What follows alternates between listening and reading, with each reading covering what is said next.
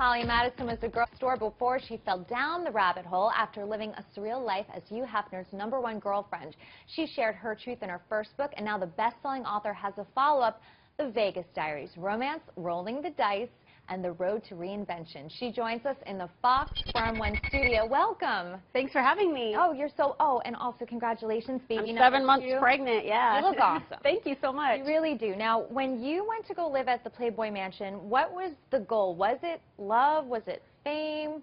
You know, it changed over time, and I can't really condense it down really to one big soundbite. That's kind of what I went into and down the rabbit hole, because it really changed over the years, for sure. But I watched the show, and you seemed very much in love with Hugh Hefner at the time. Were you in love with him? Well, I always tried to look for the good things and, you know, look at the good side of people, but sometimes you realize after a relationship's done, sometimes that was something you wanted to see and wanted to create in your head as well. And one thing that you bring up in your book is that you were very insecure for a long time about yourself and that you lacked self-confidence. And that led you to making perhaps ill-advised romantic choices. How did you gain self-esteem?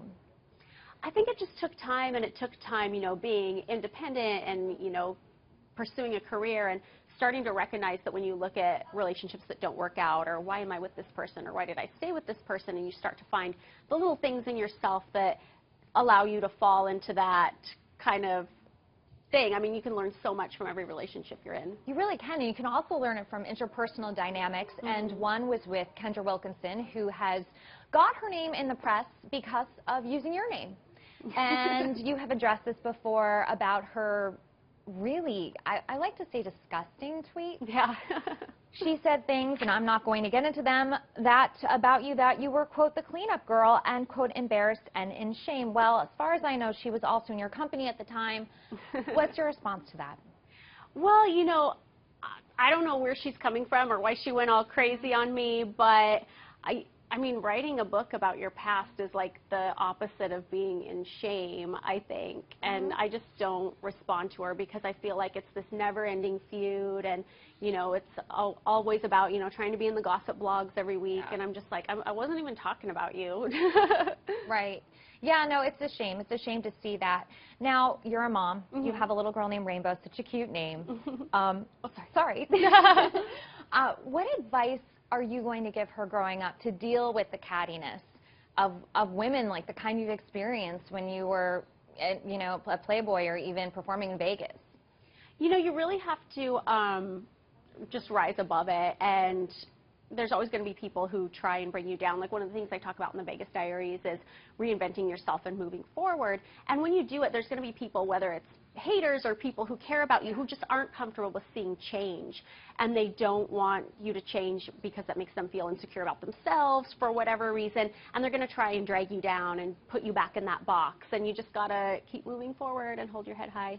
And you do that. And with your past, though, it's in your books, it's on the television, and when your daughter grows up, are you going to address it before she has to face it on her own, or are you going to say, you know, Mommy, live this life before you, kind of explain it to her? I don't know. I'm going to see what's age appropriate and how it comes up, but I love the fact that I wrote the book so I could explain where I was truly coming from, so if anything ever happens to me, they're there for her.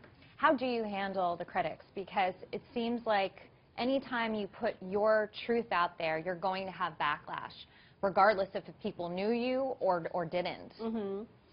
I don't pay too much attention to it because I find a lot of criticism comes from people who are just looking at a clickbait headline, or they're just looking at an excerpt, or they're looking at an article, and they haven't read the whole story. And the whole story is complex. It's more than just a one-sided thing. Like, yeah, I talk about things in relationships I don't like, but I also talk about why I made the decisions I did and what I learned from those mistakes. So it's more complex than just one sentence that I find people are reacting to or something. Do you ever regret putting your life out there for the public to judge? Not at all. I mean, I just think it was my path, and I had a lot to learn from it. No, that's great. And this is interesting. I'm not sure if you heard about this. There's a new lawsuit from a model named Chloe Goins. It was filed this Monday. The model attended a Playboy party in 2008. She was under the age of 21. She claims Hugh Hefner was complicit in allowing Bill Cosby to allegedly drug her and sexually abuse her. Do you think he would have ever been aware of any alleged misconduct by Bill Cosby? I have no idea. They go back so long, and I only met Bill in passing when he was hosting like the Playboy Jazz Festival. You know, I didn't see him around at parties when I was there, so I really have no idea. Well, thank you so much. You're such a good sport today. Thank you. And guys, please check out Holly Madison's the book, The Vegas Diaries, and you can visit her blog at hollymadison.com. That will send you to all her social medias. I'm Diana Falzan for Fox 411.